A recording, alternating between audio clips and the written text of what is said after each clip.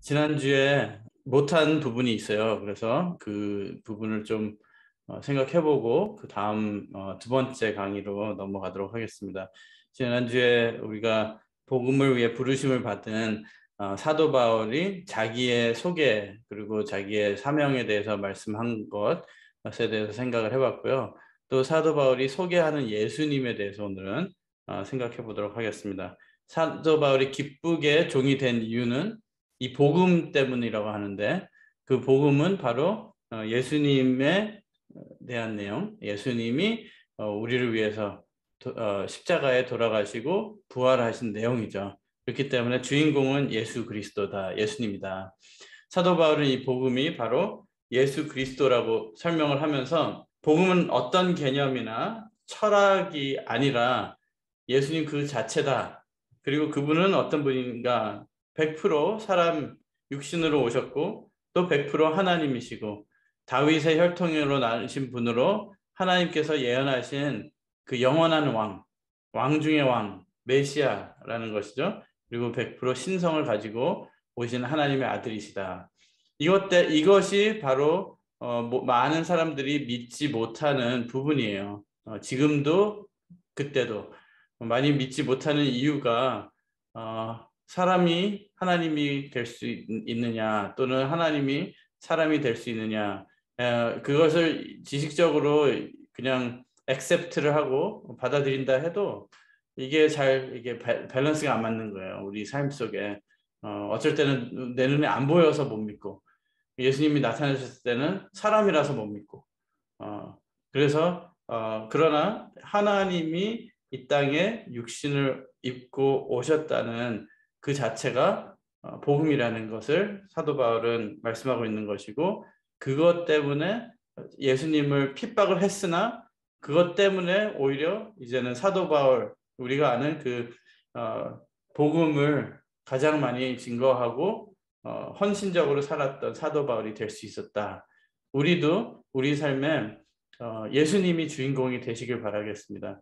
복음의 부르심과 직분, 믿음과 순종, 복음의 사도 바울은 진짜로 예수님을 핍박했던 사람이고, 그것이 하나님의 일이라, 자기의 사명이라고 생각했던 사람인데, 180도 전환된 이후에 바로 예수님을 만난 그 이후에 그 삶이 믿음과 순종으로 확 바뀌어버렸어요.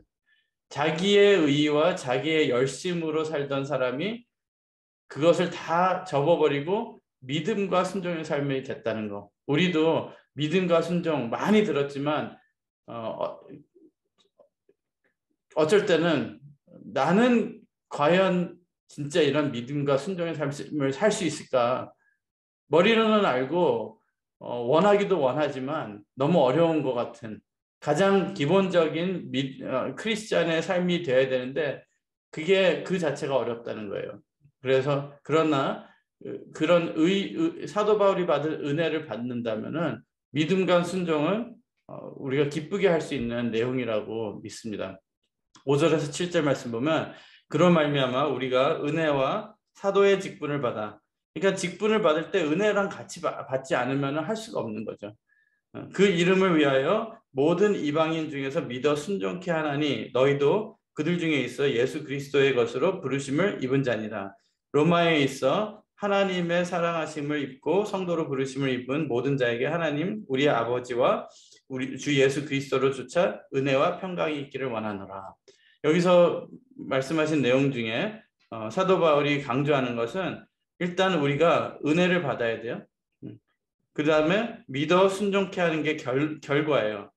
우리의 삶의 결과인데, 그러기 위해서는 먼저 부르심을 입어야 되고 하나님의 사랑을 깨닫고 체험해야 되고, 그래서 하나님께서 주시는 은혜와 평강이 있어야지 우리가 믿어 순종할 수 있는 사람이 될 수 있다라는 것을 말씀하고 있는 것입니다.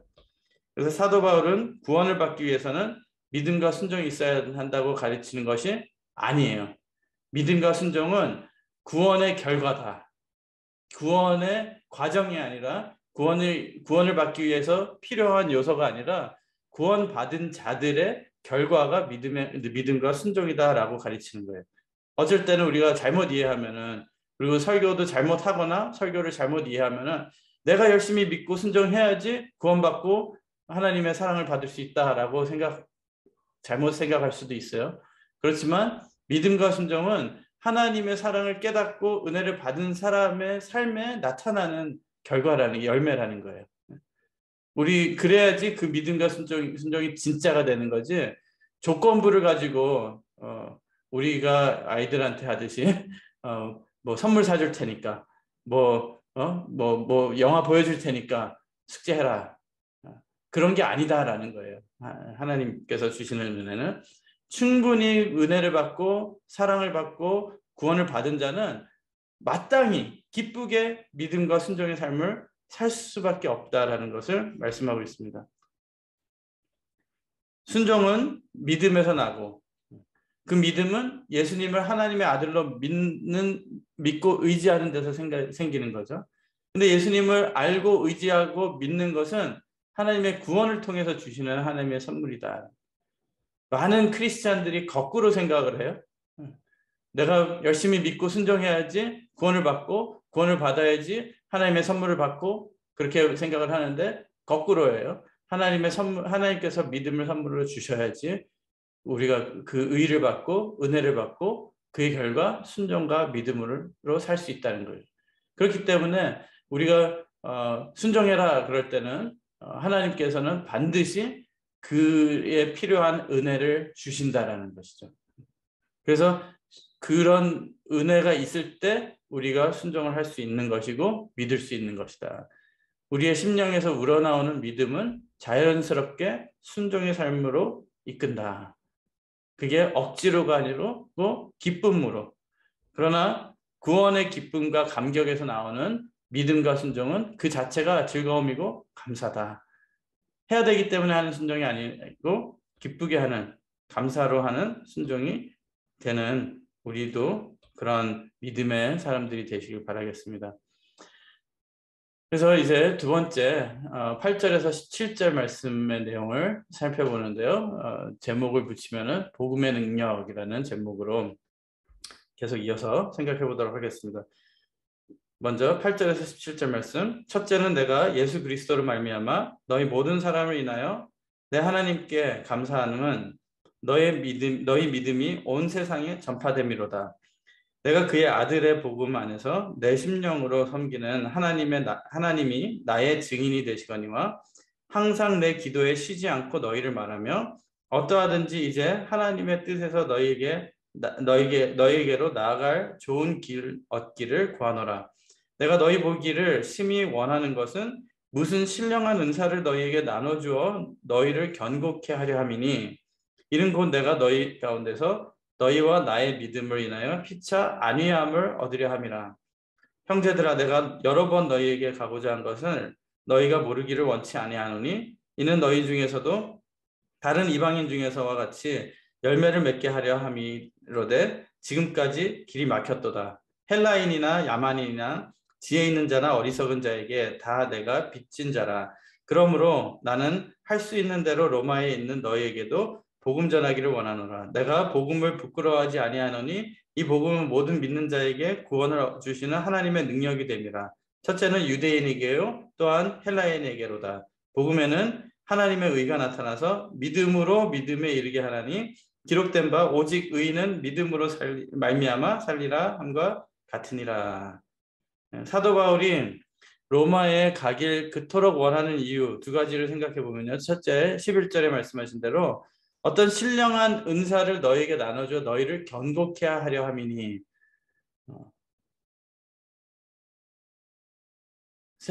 두 번째는 13절에 너희 중에서도 다른 이방인 중에서와 같이 열매를 맺게 하려 함이로되.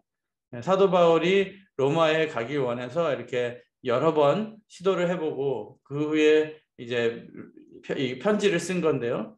그 편지에서는 내가 너희를 너무나도 보고 싶다, 가고 싶다, 함께 하고 싶다. 그래서 서로 은혜를 나누고 서로의 믿음을 나누면서 그 은혜로 이렇게 은사를 받고 너희들이 더 믿음에 견고하게 쓰고 그 다음에 이방인 중에서와 같이 열매를 맺게 하길 원해서다라고 설명을 하는 거예요. 로마 교회가 언제 시작됐는지는 기록이 안 돼 있기 때문에 아무도 모릅니다. 그러나 사도 바울이 이 편지를 쓸 당시에는 적어도 20년 가까운 전통을 가진 교회라고 보고 있어요. 전통이 오래되면 교회가 여러 가지 문제를 안고 씨름할 수가 있어요.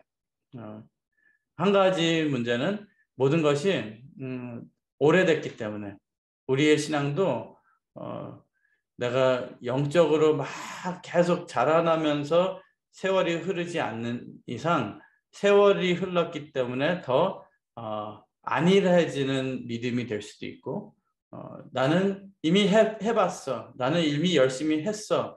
나는 그것도 했어 라는 그런 믿음이 될 수도 있고 또한 그냥 머리로만 아는 그런 믿음이 되기가 쉬워요. 우리 모태 신앙을 가진 사람들에게 아주 위험한 그런 일이기도 하고 교회를 오래 다닌 사람들에게도 한번 생각해 볼 만한 내용이에요. 역사가 오래된 교회일수록 복음이 죽어있기 쉽다라는 것입니다. 우리가 신앙생활을 바로 하기 위해서는 무엇보다도 복음에 대해 제대로 아는 것이 중요하다. 말씀에 대해서나 복음에 대해서 우리가 때로는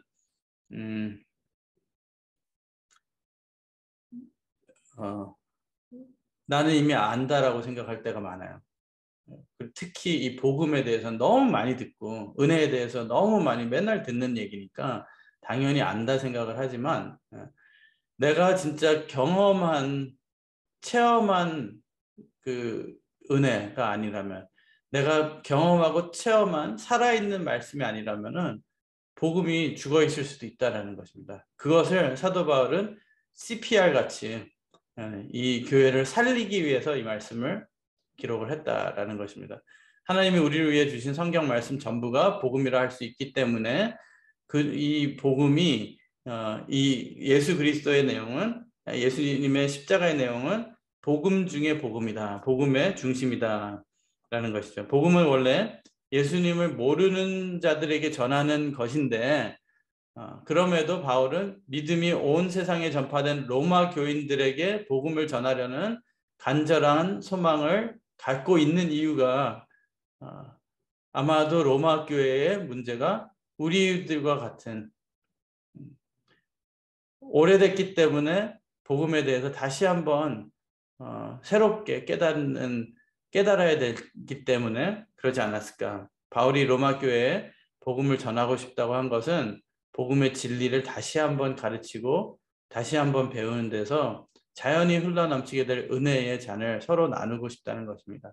그래서 우리도 지금 이것을 공부하는 우리에게도 사도 바울의 이 복음을 전하기 원하는 그 목표가 우리에게도 이루어지는 역사가 있기를 바라겠습니다. 새롭게 깨닫고 새롭게 다시 한번 그 사랑을 느낄 수 있는 11절 12절에 내가 너희 보기를 심히 원하는 것은 무슨 신령한 은혜를 너희에게 나눠줘 너희를 견고케 하려 함이니 이는 곧 내가 너희 가운데서 너희와 나의 믿음을 인하여 피차 아니함을 얻으려 함이라 그랬어요. 그렇다면은 복음을 전하기를 간절히 원하는가 아니면은 부끄러워하는가 우리 자신에게 물어보는 거예요. 우리 자신은 사도 바울처럼 그 복음에 대한 열정이 있고 사랑이 있고 그것을 전하기 원하는가 아니면은 복음을 부끄러워하고 있는가. 시대마다 복음을 부끄러워하는 사람이 있었어요. 성경에도 그다음에 교회사에도 부끄러워하다라는 단어는 기분이 상하다, 불쾌하게 여기다라는 의미를 갖고 있어요. 요즘 우리가 사용하는 표현 중에는 시험 들었다라는 말도 여기에 적용이 되겠죠. 복음을 부끄러워한다. 말씀에 시험 들었다. 복음에 시험 들었다. 기분이 상했다. 불쾌하게 여기다. 이 시험 든다는 것은 물론 내가 감정적으로 뭐 교회에서나 뭐 신앙생활 하는 데서 좀 기분이 나빴다. 그런 의미도 있지만 더 심각하고 중요한 것은 하나님 말씀이 소화가 안 됐을 때 내가 먹었는데 이게 넘어가지 않고 체한 거예요. 얹힌 거예요. 말씀이 얹혔을 때가 제일 이 시험 들기 쉬운 거거든요. 그러니까 복음을 부끄러워하는 한다는 그 표현이 그거랑 비슷한 거예요. 말씀이 얹혀서 해결이 안 됐을 때 그 하나가 얹히면요, 그 다음에 먹는 건 계속 얹히거든요. 그러니까 그게 이게 뚫릴 때까지는 계속 이게 먹어야 되니까 먹긴 먹는데 계속 이게 속이 더불어 가고 불편한 거죠. 그것이 해결되어야 되기 때문에 복음 때문에 기분이 상하고 불쾌해지는 경우가 있을까? 언제일까? 이게 전부 다는 아니겠지만 복음은 우리에게 구원은 우리가 받을 가치가 되지 않지만 하나님의 사랑으로 거저 주시는 거라고 말씀해요. 그게 복음의 메시지예요. 우리는 구원받을 가치가 없는 사람이다. 그러나 하나님이 사랑으로 거저 주시는 것이 구원이다라고 말씀하고 있어요. 이럴 때 많은 크리스찬들이 기분이 불쾌해지는 이유가 나는 열심히 하는데 열심히 하는 사람들이 더 불쾌할 수도 있어요. 나는 좋은 삶을 사는데 착한 삶을 사는데 크리스찬 아닌 사람들도 나는 남을 해치지 않고 진짜 도네이션도 하고 체리티도 하고 여러 가지 좋은 일을 하면서 사는데 구원을 안 받는다고? 나는 구원받을 가치가 있는 사람인데 라고 생각하는 사람들은 불쾌하게 여길 수밖에 없는 거죠. 세상에서는 존경받고 업적도 있는 사람들에게 이런 말은 마치 무시당하는 것 같고 자기보다 못한 사람들과 노력하지 않고 거저 먹으려고 하는 사람들, 그 사람들이랑 나랑 동등하게 취급한다? 기분 나쁠 수가 있다는 것이죠. 두 번째는, 그러니까 우리가 예수님의 그 복음서에 나오는 비유 중에서도 일찍 와서 열심히 일하는 사람과 늦게 와가지고 조금밖에 일을 많이 안 한 사람, 끝에는 같은 돈을 받거든요. 그러니까 일찍 와서 열심히 일한 사람은 이거 불공평하다 할 수 있다는 거예요. 그래서 복음이 불쾌하게 받아들여질 수도 있다라는 것이죠. 예수님이 우리를 위해 죽으셨고 우리는 그것을 믿어야만 구원받을 수 있다는 말씀도 이 세상에는 불쾌해요. 특히 요즘 시대에는 다원주의라고 그러죠. 어떤 종교를 가져도 결국에는 같은 신을 믿는 것이다 라고 해서 다 합쳐서 통합 예배도 드리려고 그러는데 거기에다 대고 예수님 안 믿으면은 천국 못 갑니다. 요즘은 그 말도 하기가 힘든 시대가 이미 찾아왔어요.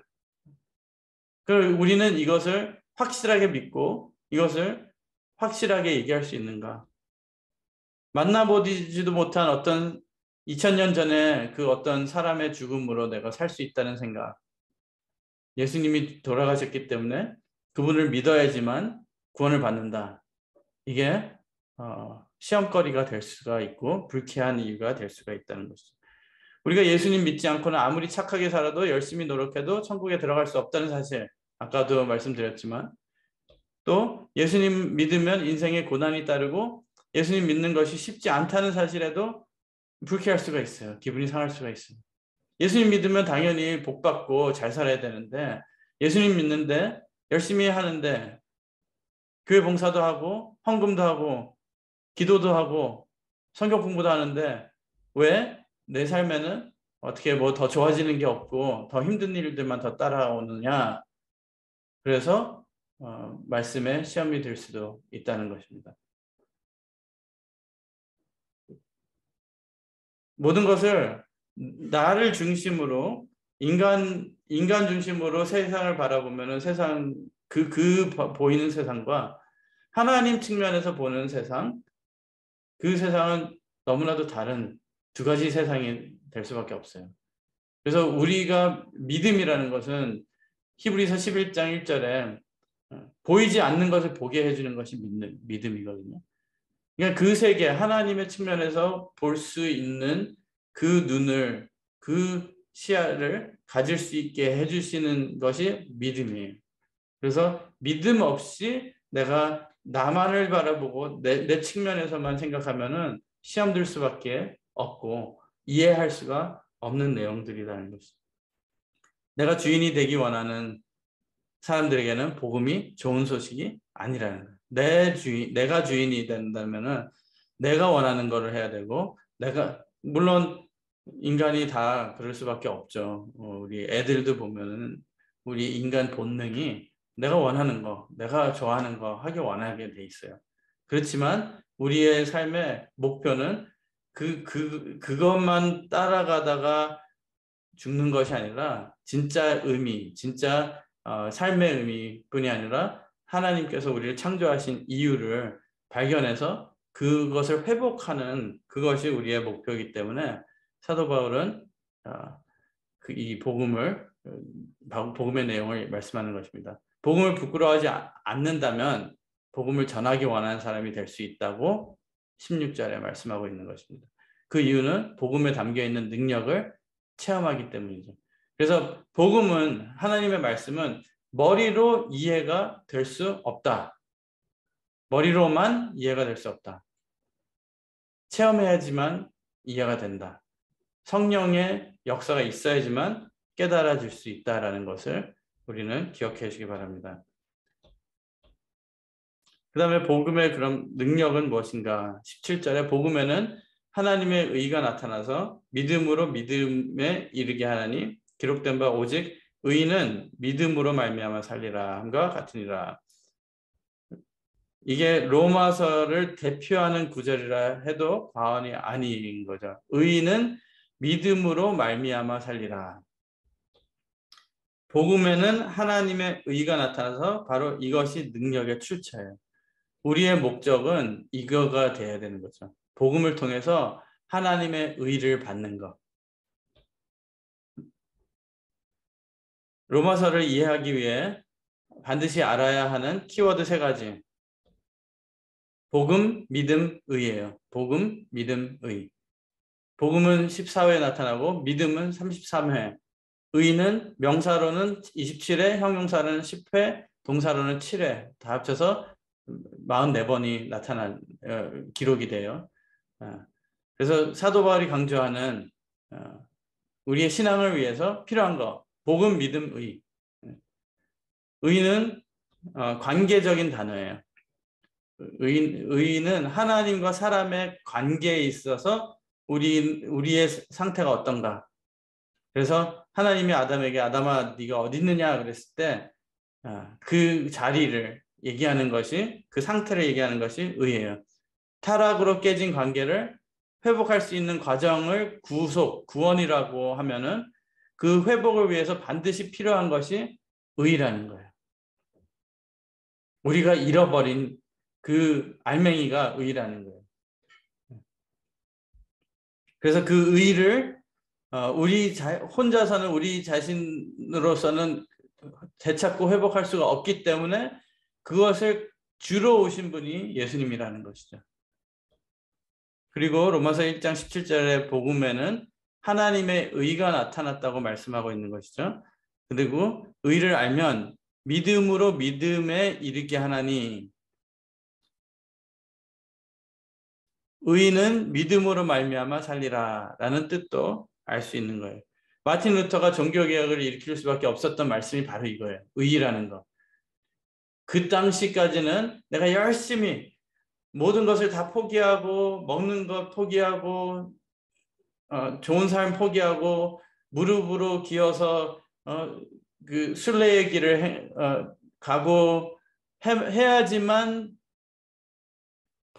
구원을 받을 수 있다라고 생각했던 그 당시 믿음. 근데 마틴 루터는 이걸 읽고선 이게 아니었구나. 내가 이렇게 열심히 내 삶을 바쳐가지고 수도사가 돼가지고 하나님을 믿는다고 했는데 아무리 내가 노력해도 이게 답이 없었던 거예요. 아무리 열심히 믿는다고 해도 답이 없었던 거예요. 그런데 이거 읽고선 답을 찾은 거죠. 내가 100년, 100날 열심히 해도 의를 받을 수가 없구나. 근데 의는 너무나도 간단한 거였어요. 그리스도를 믿고 이 말씀 믿으면은 의를 주신 거구나. 그래서 자유케 된 거예요. 그래서 이 종교 개혁을 시작한 것이죠. 루터, 이 말씀을 제대로 이해하면 교회는 살아난다. 이것을 다시 해서 이 말씀을, 의에 대한 말씀을 제대로 이해하면 나는 살아날 수 있다. 우리 각자가 믿음이. 그러나 이 말씀을 이해 못하면 교회가 죽을 수밖에 없다. 루터가 그랬어요. 이 말씀을 이루시기 위해서 부르신 사람이 아브라함이에요. 성경에서 너는 의로운 사람이다, 의이다, 의를 내가 줬다라고 처음으로 말씀하신 사람이 아브라함이거든요. 그래서 이 말씀을 이해하기 위해서는 하나님께서 아브라함을 왜 부르셨는지 우리가 잠시 생각을 해봐야 되겠어요. 로마서 4장에 1절에서 3절, 그런즉 육신으로 우리 조상된 아브라함이 무엇을 얻었다 하리요? 무엇을 얻었을까요? 아브라함이. 하나님께서 아브라함한테 여러 가지 약속을 하셨어요. 근데 너 죽고 나서 너의 자손들이 복받을 것이다. 물론 아브라함이 살아있을 때도 하나님의 복을 많이 받았지만 그 중에 가장 중요한 그 복이 뭐냐? 만약 아브라함이 행위로서 의롭다 하심을 얻었으면 자랑할 것이 있으려니와 하나님 앞에서는 없느니라. 성경이 무엇을 말하느냐? 아브라함이 하나님을 믿음에 이것이 저에게 의로 여기신 바 되었다. 우리도 너무 내가 뭘 해야 되는데 하나님을 위해서 뭘 해야 되는데 한 게 없는데 그거에 그 짐에 눌리지 마시고 말씀을 믿었기 때문에 의인이다라고 인정해 주시고 칭해 주신 것에 자유를 얻으시고 감사하시기 바라겠습니다. 창세기 15장 1절에서 6절, 이 6절 말씀 보면 아브라함이 여호와를 믿으니 여호와께서 이를 그의 의로 여기시고 그랬어요. 하나님께서 현실과는 좀 동떨어진 불가능해 보이는 그런 약속을 막 하셔요. 그런데 아브라함은 믿었어요. 아브라함이 믿을 수 있었던 것은 자기의 상황을 봤을 때는 믿을 수가 없는 내용이에요. 뭐 아들을 줄 것이다. 너의 자녀가 하늘의 별과 같이 많을 것이다. 불가능한 일이에요. 아브라함은 이미 늙었고 이미 포기한 상태인데, 그러나 자기를 봤을 때는 믿지 못하지만 약속하신 그분을 봤기 때문에 믿을 수 있었거든요. 그래서 그것을 의라고, 하나님과 아브라함이 하나님을 믿어드리는 그 믿음, 하나님과의 관계를 보고 의롭다고 인정하시는 그런 장면이죠. 아브라함이 무슨 일을 행해서가 아니고 도덕적으로 온전해서도 아니고 단지 하나님을 믿어서 의라는 선물을 받았다는 것이죠. 바울은 로마서에서 바로 이것을 설명하는 것입니다. 아브라함이 바랄 수 없는 중에 바라고 믿었으니 인간의 힘으로 믿을 수 없는 것을 믿었다. 우리도 그런 상황이 왔을 때 내 상황이나 내 능력치를 보는 것이 아니라 그 약속을 주시는 하나님을 보고 믿으시기 바랍니다. 하나님이 정말 너가 나를 믿어주는구나 감동하신 거예요. 그래서 의라는 선물을 허락해 주신 것입니다. 의라는 선물 받으면 뭐해? 그러지만 그 의라는 그 축복, 은혜, 선물을 받으면요 못할 거에 없는 거예요. 그리고 아담이 잃어버린 그 에덴 동산에서 이 온 천지 창조한 피조물을 다스리라 한 그 능력을 다시 받을 수 있기 때문에 의가 능력이 되는 거예요. 우리 각자 삶 속에 문제 있는 것, 병, 여러 가지 우리가 다스림을 받기 때문에 그게 문제예요. 그렇지만 그것을 다스릴 수 있는 능력을 주시면요, 그게 문제가 되지 않을 수 있다는 것입니다. 아브라함이 바랄 수 없는 중에 바라고 믿었으니 이는 내 후손이 이같으리라 하신 말씀대로 많은 민족의 조상이 되게 하려 하심을 인함이라. 그가 백세나 되어 자기 몸에 죽은 것 같음과 사라의 태에 죽은 것 같음을 알고도 믿음이 약해지지 아니하고 믿음이 없어 하나님의 약속을 의심치 않고 믿음에 견고하여져서 하나님께 영광을 돌리며.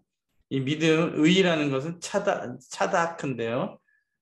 차다크라는 단어는 옳다, 정당하다, 법적으로 정당하다라는 의미를 가지고 있습니다.